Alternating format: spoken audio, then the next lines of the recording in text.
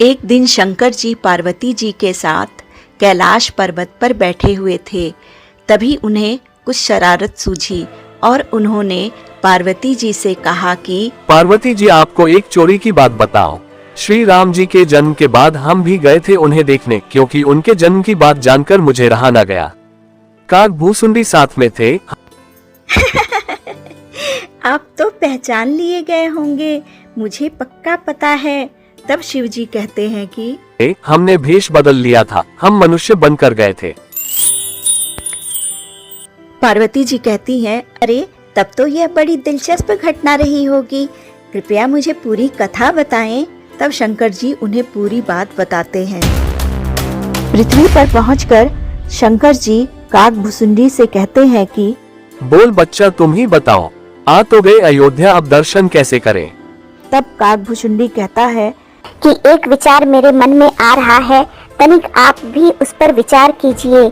हम वेश बदल लेते हैं, हम कुछ ऐसा करते हैं कि आप मदारी बन जाओ, जादूगर बन जाओ। शिव जी की प्रश्नवाचक मुख को देखकर काग भुसुंडी कहते हैं कि मदारी और जादूगर जितनी चीजें तो हमेशा आपके पास होती हैं, सर्प, नरमुंड, और मैं आपका चेला बन जाता हूँ। शिव जी और काग भुसुंडी ने वैसा ही किया। शिव जी जादूगर बने और काग भुसुंडी उनका चेला बन गया। शिव जी के रूप को देखकर काग भुसुंडी हंसता है और कहता है कि अरे शिव जी, अपना रंग तो बदलिए, आप तो इस रंग में बहुत डरावने भी लग रहे हैं और तुरंत पहचान लिए जाएंगे। और तेरा रंग कैसा है? काले कौवे, बड़ा गोरा बना फिर रहा है। तब शिव जी ने अपने श्याम वर्ण को गौर वर्ण कर लिया। सब कुछ लेकर वह बैठ गए और फिर वह अपना प्रचार प्रसार करने लगे। डम डम डमरू बजता और काग भुसुंडी कहना शुरू किया, नगर में पहली बार अद्भुत चमत्कार, ऐसी जादूगर नहीं आते बार बार, जादू का चमत्कार देखिए। और उसने खूब प्रचार प्रसार किया। छोटे छोटे बच्चे आकर कहने लगे, हमें जादू दिखाओ, हमें जादू दिखाओ। तब शिव जी कहते हैं कि तुमने प्रचार करके अच्छा नहीं किया, ऐसा करो कि अब तुम गाना गाओ, मैं डमरू बजाता हूँ। तब काग भुसुंडी कहते हैं, अगर मैं गाना गाऊंगा तो सब लोग जान जाएंगे कि क्योंकि कौआ कैसा गाना गाएगा। तब शिव जी उससे कहते हैं कि अरे तुम गाना गाओ, अगर भगवान के भजन गाओगे तो तुम्हारा स्वर भी मधुर हो जाएगा। फिर काग भुसुंडी गाना गाने लगते हैं और शिव जी डमरू बजाने लगते हैं। शिव जी के डमरू की आवाज सुनकर रामचंद्र जी समझ जाते हैं कि शिव जी आ गए हैं। वह सोचते हैं कि अगर इनके डमरू की आवाज सुनकर माता खिड़की से देखेंगी तो शिव जी का तो मकसद पूरा हो जाएगा, वह मुझे देख लेंगे।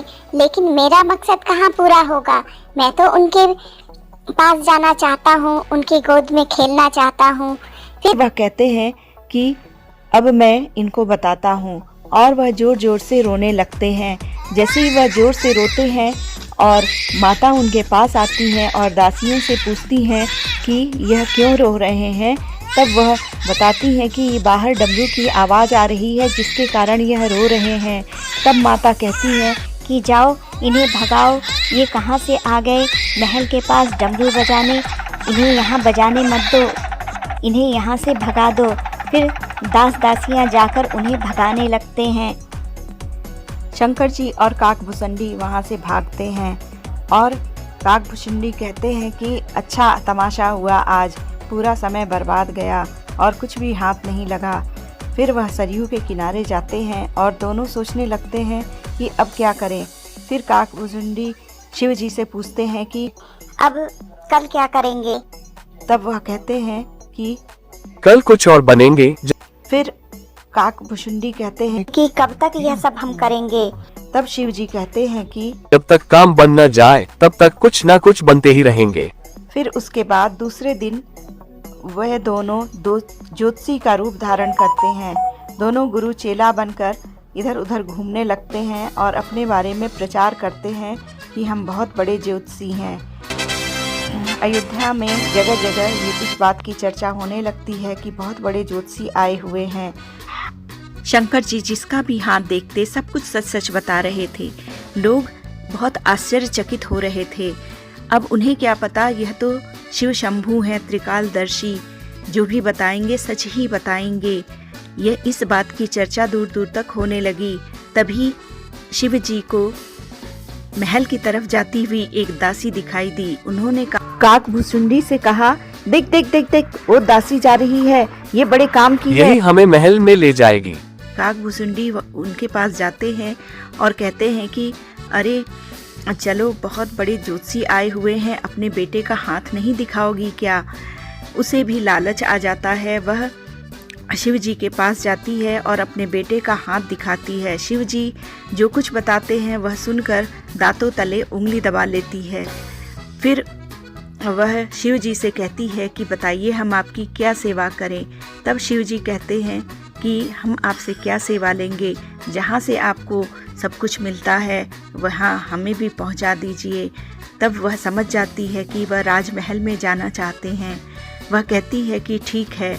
फिर वह महल में जाती है। माता कौशल्या उसे देखकर पूछती हैं कि आज तुम्हें आने में इतनी देर कैसे हो गई?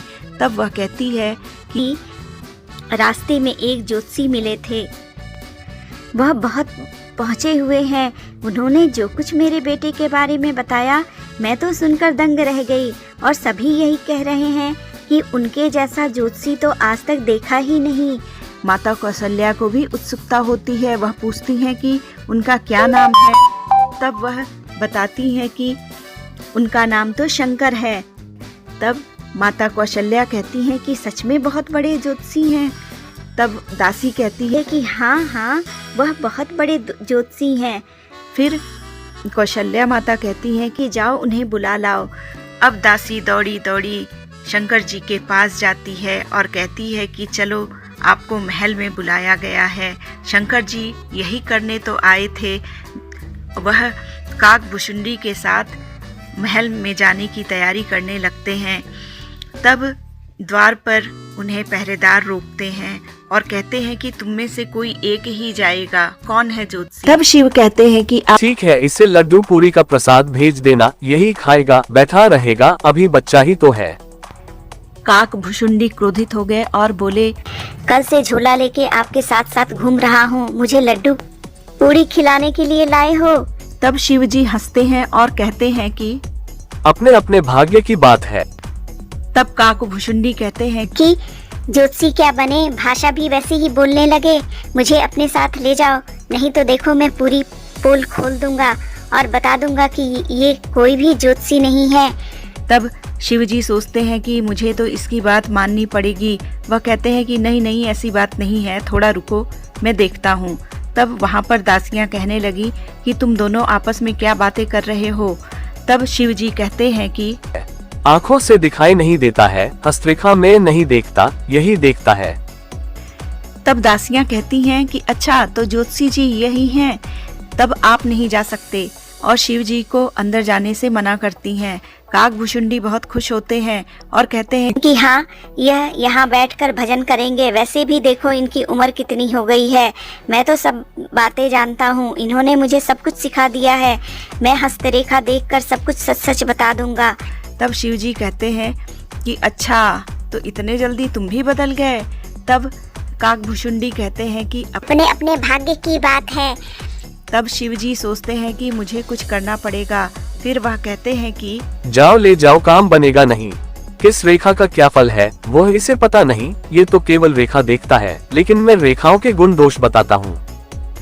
यह सुनकर दासियाँ कहती हैं कि ठीक है, हम अंदर पूछकर आते हैं कि दो लोग जा सकते हैं कि नहीं। कौशल्या माता को जब यह बात पता चलती है तो वह कहती हैं कि अच्छा, तो बालक साथ में है तो कोई बात नहीं, ले आओ, दोनों को ले आओ। फिर दासी जाती है और शिव जी से और काक भुसुंडी से कहती है कि आप दोनों अंदर आ सकते हैं। कौशल्या माता ने शंकर जी के चरण स्पर्श किए और उन दोनों को जलपान कराया। उसके बाद वह अपने चारों पुत्रों को लेकर आती हैं। रामचंद्र जी को अपनी गोद में लेकर कहती हैं कि अरे ज्योतिषी महाराज, जरा देखिए तो, आप इनके सिर पर हाथ रखो। शिव जी सोचते हैं कि मैं तो इनके चरणों के दर्शन करने आया, अब यह कह रही हैं कि इनके शीश पर हाथ रखो। तब रामचंद्र जी मन ही मन खुश हो रहे थे और सोच रहे थे कि ज्योतिषी बनकर आए हो ना, अब फल भोगो उसका। फिर माता कौशल्या शिव जी की गोद में राम जी को रख देती हैं। जैसे ही वह शिव जी की गोद में राम जी को रखती हैं, शिव जी को समाधि लग जाती है। अब काकभुशुंडी राम जी की हस्तरेखा देखने लगे। वह हस्तरेखा क्या देखते, उनकी आंख तो राम जी के मुख से हटी नहीं रही थी और उनकी आंख खुली की खुली रह गई। अब शिव जी की आंखें बंद हो गईं और काकभुशुंडी की आंखें खुली की खुली थी। कौशल्या जी यह सब देख रही थी। वह दासी से धीरे से पूछती हैं कि अरे, यह तो एक देख आँख ही नहीं खोल रहा है और एक तो कुछ बोल ही नहीं रहा है, एक की तो आँख ही नहीं बंद हो रही है। क्या ये वहां भी यही कर रहे थे? तब वह दासी कहती है कि नहीं, वहां तो ऐसा नहीं किया इन्होंने।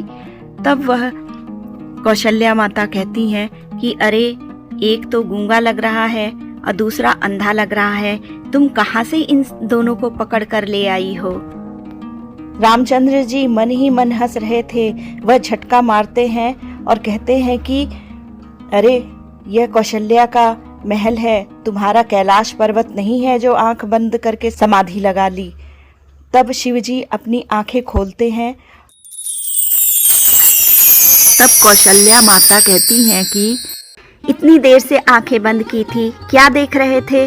क्या इनका भविष्य देख रहे थे?